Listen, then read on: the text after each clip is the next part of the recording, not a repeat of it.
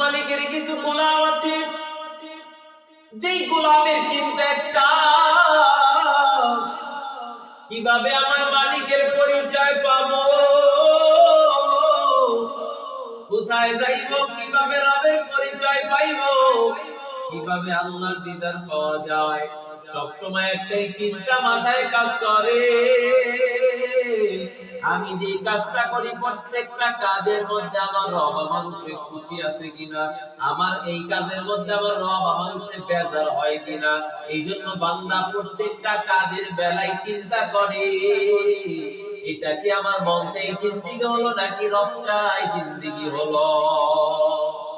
এই জন্য কিছু বান্দা আছে যারা সব সময় নিজের জিন্দেগিকে পরিচালনা করে রব চাই জিন্দেগি, রব যেরকম চাইছে বান্দা সেরকম চিন্তা করে, সেরকম নিজেকে পরিচালিত করে। এই জন্য আল্লাহর বান্দারা তোমাদের পায়ে ধরিয়া বলিয়া গেলাম, আজকে এই মজলিস তোমার আমার জন্য জীবনের শেষ মজলিস হতে পারে। চিন্তা করো, আজকে তাকাইয়া দেখো কত আল্লাহ তাআলার বান্দা ছিল যারা আজকে দাওয়াত পাওয়ার পরেও আজকে মজলিসে আসতে পারে না। এই মজলিস কত দামি মজলিস, এই দামি মজলিসে বসতে পারে নাই। তুমি আমি হাজারো ব্যস্ত থাকার পরেও মজলিসে আসতে পারছি।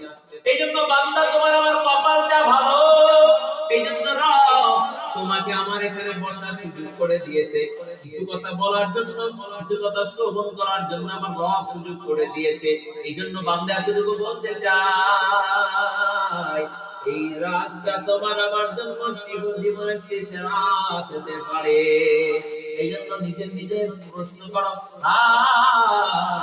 জীবনে কত অন্যায় করলাম, কত গুনাহ করলাম, কত মিথ্যা কথা বললাম, কত ফাহিশা কথা বললাম, আমি তো তওবা করলাম না, তওবা করলাম, তওবাটা কবুল হলো কিনা জানি না। এইজন্য বান্দা এই চোখ থেকে পানি ছাড়িয়া রবের কাছে তওবা করা, তওবাতুন নাদামাতা, তওবাতুর রুজহাতু, তওবা মানে ফিরে আসা, তওবা লজ্জিত হওয়া। যদি তওবার মতো তওবা করতে পারো, যদি একবার রবকে ডাক দিতে পারো, আল্লাহ আমি গুনাহ করছি,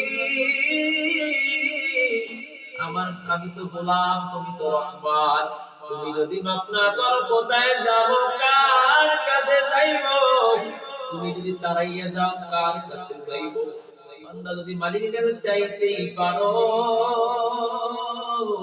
আমার মালিক তোমাকে আমাকে ফিরায় দিবে না।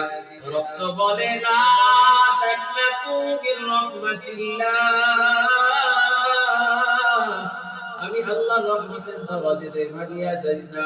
বান্দা আয় একবার তওবা কর, আস্তাগফিরুল্লাহ ইন্নাল্লাহা গফুরুর রহিম। এই বান্দা যদি তওবার মতো তওবা করতে পারো, আমি আল্লাহর নাম গফুর রহিম, আমি তো জিন্দেগীর সব গুনাহগুলো maaf করব। শুধু তাই নয়, তোর গুনাহগুলো আমি আল্লাহ নেকের দ্বারা পরিবর্তন ঘটায় তোকে জান্নাতি বানায়া দিব। এইজন্য আল্লাহর বান্দা হাতে পায়ে ধরিয়া বলিয়া গেলাম,